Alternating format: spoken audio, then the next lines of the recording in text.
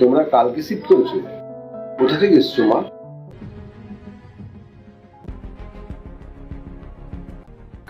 নিচে নতুন কে এসছে? হ্যাঁ রে মা, ওরা নতুন এসছে। ছেলেটার সঙ্গে যখনই দেখা হয় আমাকে নমস্কার করে, কিন্তু বউটা বউটা আমাকে দেখলেই মুখটা কেমন করে। তুমি এক কাজ করো, তুমি ওদের জন্য হালুয়া বানিয়ে নিয়ে যাও, তাহলে ওরা নিজের মনে করবে। আর তাছাড়া তুমি এখানে একা থাকো, আমার খুব টেনশন হয়, সেই জন্য প্রতিবেশীর সঙ্গে সম্পর্ক ভালো রাখা উচিত।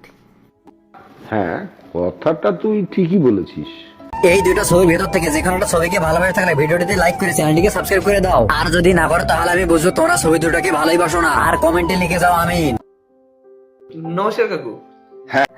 আর যে কি বলবো আপনাকে, এই ঠান্ডার মধ্যে গরম গরম হালুয়া খাওয়ার মজাটাই আলাদা। নিন, চা নিন। তুমি তো আর দেখা করতে এলে না, তাই আমি ভাবলাম আমি চলে যাই। ক্ষমা করবেন আঙ্কেল, আসলে নতুন নতুন শিফট করেছি তো। আপনি বলুন, চাটা কেমন হয়েছে? খুব ভালো, চা খুব সুন্দর হয়েছে বাবা। আজকাল নিজের লোকের থেকে প্রতিবেশীরা বিপদে পড়লে এগিয়ে আসে। বলে আজ আমি আসি বাবা। আচ্ছা আঙ্কেল, আবার আসবেন। কি ব্যাপার, তুমি এখনো আমাকে নমস্কার করবে না? আমি যতবারই দেখেছি আমার দিকে তাকিয়ে থাকে, আমার সঙ্গে কোনো কথা বলে না।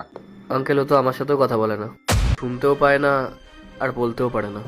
আমায় মাফ করে দাও বাবা, আমি বুঝতে পারিনি। ব্যাপার না আঙ্কেল, তোমার যদি কোনো দরকার পড়ে বিনা দ্বিধায় আমাকে বলো। অবশ্যই। আসছি বাবা।